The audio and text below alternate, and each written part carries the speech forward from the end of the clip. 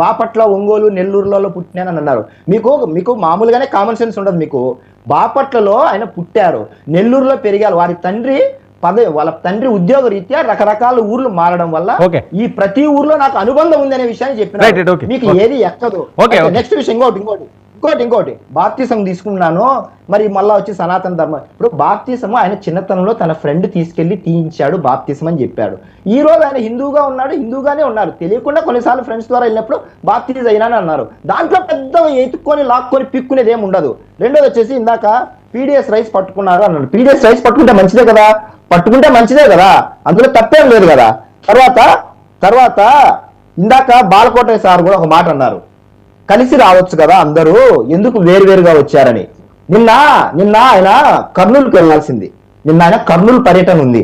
కర్నూలు పర్యటన క్యాన్సిల్ చేసుకొని కార్లతో సమీక్ష చేసుకొని ఆయన 3 గంటల ఫ్లైట్ కు బయలుదేరి వచ్చారు. కానీ చంద్రబాబు గారు ఇమీడియట్ గా అన్ని ప్రోగ్రామ్స్ క్యాన్సిల్ చేసుకొని ఆయన 11 గంటలకే వచ్చేసారు. అక్కడ 2 పర్యటనలు వేరువేరుగా జరిగాయి. కలిసి రావాలా, వేరువేరుగా రావాలా, వాళ్ళకున్న అత్యున్నత స్థాయిలో 2వ హైయెస్ట్ పొజిషన్ లో ఉన్న ఉప ముఖ్యమంత్రిగా ఆయనకు ప్రీ డిఫైన్డ్ ప్రోగ్రామ్స్ ఉంటాయి. చంద్రబాబు గారికి, సీఎం గారికి కూడా ప్రీ డిఫైన్డ్ ప్రోగ్రామ్స్ ఉంటాయి.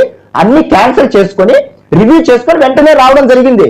అందరూ కలిసి రాలేదు. ఇంకా నయ్యాము జగన్ గారితో కలిసి రాలేదా అన్నారు, అనలేదు. ఎట్నో జగన్ గారితో ఒకే ఫ్లైట్ లో కలిసి రాలేదు, ఎందుకు రాలేదు అని అడగలేదు.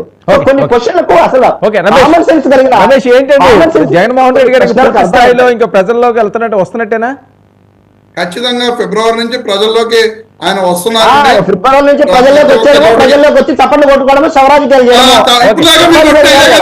అధికారం లేనప్పుడు మీరు చంద్రబాబు నాయుడికి మీరు కొట్టింది చెడతలు వాయించడం.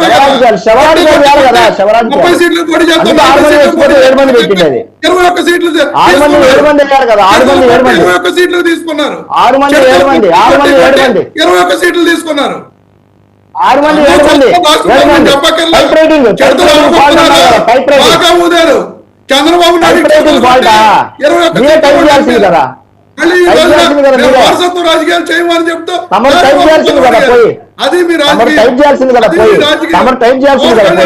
అది మేము వారసత్వ రాజకీయాలు చేసినాము, అందుకే 11 వచ్చింది. అది పవన్ కళ్యాణ్ మా రాజకీయం మేము చేసాము.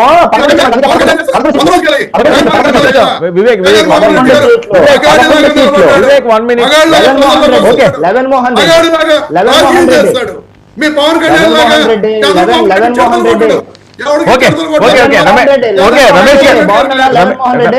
ఏంటి రమేష్, చంద్రబాబు నాయుడు చెడుతలు కొడుతున్నాడు పవన్ కళ్యాణ్. వివేక్ ఒక్క నిమిషం అండి. వివేక్ ఒక్క నిమిషం. పవన్ కళ్యాణ్ చెడుతలు కొడుతున్నాడు చంద్రబాబు నాయుడు. ఒక్క నిమిషం బాలకోటి గారు. బాలకోటి గారు, ఈ డిబేట్ లో ఉన్న వాళ్ళకు కూడా తెలియదు, పవన్ కళ్యాణ్ గారు స్పష్టమైన రాజకీయ వ్యూహంతో ముందుకెళ్తున్నారు.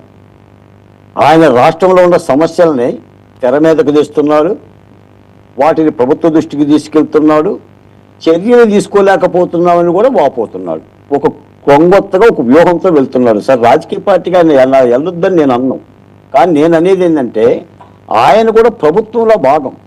ఇక్కడ కూటమి కాదు మాకు కావాల్సింది, ప్రభుత్వం. ఒక ప్రభుత్వం ఏర్పడ్డాక జనసేన, తెలుగుదేశమా, భారతీయ జనతా పార్టీనా కాదు, పరిపాలకులు వీళ్ళంతా కూడా సమన్వయంతో పనిచేసుకుంటే సంకేతాలు మంచిగా వెళ్తాయి. కాబట్టి పవన్ కళ్యాణ్ గారు ఆది నుంచి ఆయనే చెప్పాడు, నేనే అధికార పక్షం, నేనే ప్రతిపక్షం అని చెప్పిన ఒక మాట ఆయన డిప్యూటీ సీఎంగా బాధ్యతలు స్వీకరించిన తర్వాత అన్నమాటే ఈ 2 పాత్రలు ద్విపాత్రాభినయం చేస్తున్నట్టుగా నాకు అనిపిస్తుంది.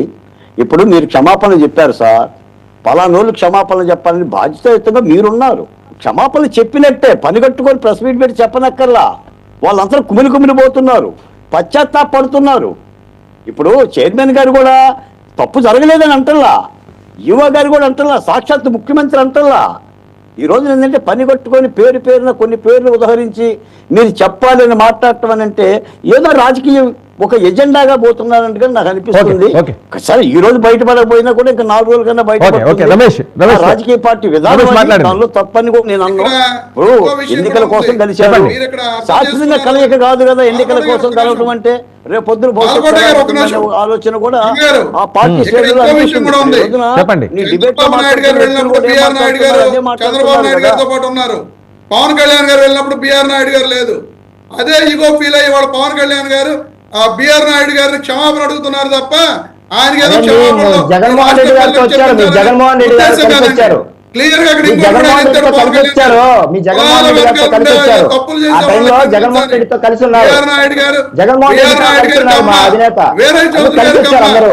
ఇప్పుడు కమ్మోళ్ళు ఏదో తప్పు చేసినట్టు అదే. చూపించే ఉద్దేశంతో అదే నిజం, పవన్ అదే కళ్యాణ్ నిజం. మాట్లాడారు.